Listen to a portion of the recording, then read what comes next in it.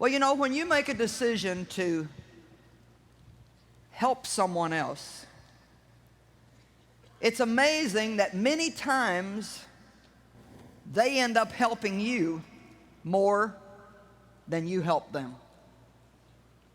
And we want to start tonight with an example of something just like that that took place in our own family. She's a sweetie. Her name's Ababa. She's 5 years old.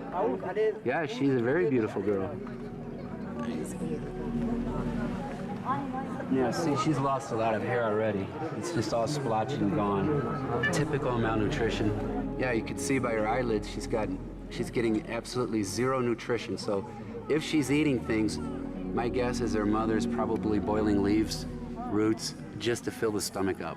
The problem is once they reach a certain point, you can't save them. And so at this point, can we still help her? she'll be on the feeding program, and when you come back in 1 month, this kid will look a lot better. And it's as simple as just a good meal. Good meal. Food. Food, yeah.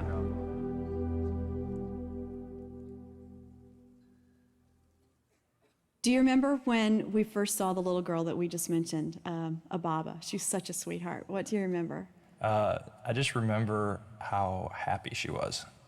She had a smile on her face, and she was just like any other kid, yet she was hurting, you know, from malnutrition. And hurting because her body is literally feeding on itself, which is just beyond my comprehension for a child to have to go through that. But I remember sitting down with her in the grass and telling her story and spending some time with her, and she'd start to smile more, and what a sweet spirit she had. What an amazing little girl she was. Yep.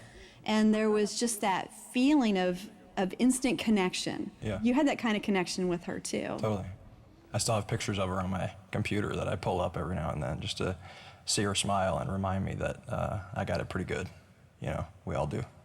Yeah. The after effect of that trip had a big impact on your life, and God had been giving you new opportunities really to express what he'd been teaching you through music. So how did this trip impact your music? I just kind of started writing stuff out, you know, about the people I was meeting and about their life. And it's like, okay, this is my responsibility now to take this back. Got together with my buddy Nate, who was a musician, and he helped me rearrange it and put some lyrics in it, and out of that came our first song. Then it began to be close to the time that we were planning another trip to Ethiopia, which we were all really excited about. One of the first things I asked for when we were planning this trip was, can we go back and see Ababa? And that's when we got some very devastating news. Tell me about when you found out. Me and Nate were actually out of town working on some music. I was doing some emails, And Dan just got real quiet. And I just assumed he was working or answering emails or whatever, so I kind of didn't say anything. And after a while, I'm like, what's up, dude? What's going on? I was just like in shock at first. And so we took a break and went outside, and He just humped over and just started weeping and bawling, you know, as if someone in his family had died. And he said, Ababa just passed away. it was kind of like a feeling of no hope. Like, you know, if we're gonna help these kids and they're gonna not make it, then what's the point? I'll never forget, Dan stood up and he just turned around and looked at me. He's like, let's write a song about Ababa. And I was like, yeah, let's do it, man. We didn't get the whole song written. We got, I think, like the chorus and maybe a verse or two. And then a couple days later, I left for Ethiopia. And so I just said, you know what, I'm gonna go to Ethiopia. Maybe we'll finish the song when we get back. And we kind of left it there. Did you feel like I did, just a little bit of an empty spot going in on that trip because it wasn't going to be what we were hoping it would? We were so excited about seeing Ababa, and so it was Yeah. just like, I don't know, it was like a, you know, this spot was dead there. I remember being in the same area again, and then in the sea of people, I saw a purple scarf. And, you know, Ababa wore this bright purple scarf. Kelly, one of the guys on our crew, said, "Is that Ababa's mom?" And I looked at her, and it was, and she had another little girl with her. Right. We saw Ababa's mom with Ababa's sister, and it was just like, that's why. There very much is a point, you know. There's more people to help. There's more kids to help. And so we can't give up.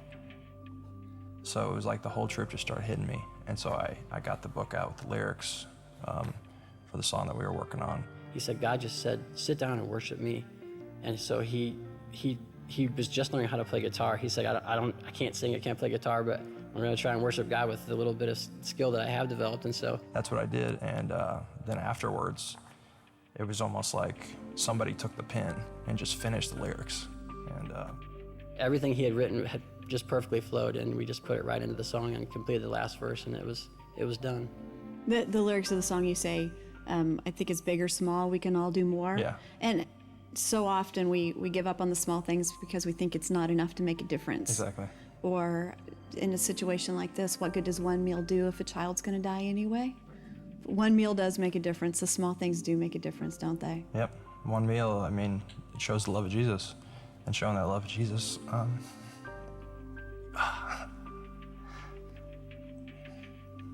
you know, the song talks about how she's up in heaven now, smiling down, and how she's in her Father's arms, safe and sound. And I think she's smiling down. Much better place.